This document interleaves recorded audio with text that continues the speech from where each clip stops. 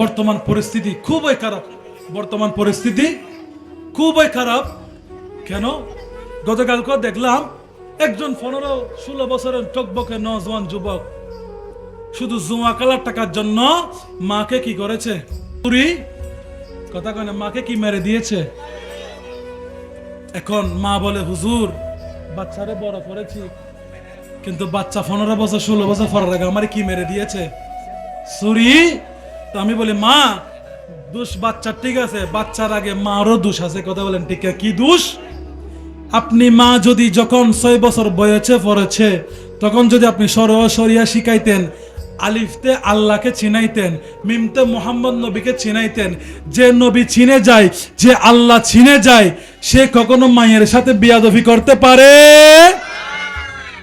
আমি ওয়াদা করে যাই, যদি নবীর প্রেম শিক্ষা দেয়, ওই রকম একটা প্রতিষ্ঠানে বাচ্চা দেন, 1 বছর ঘুরতে না ঘুরতে আপনার সন্তান আপনার কদমে গিয়ে চুমা খাবে। কথা বলেন ঠিক কিনা?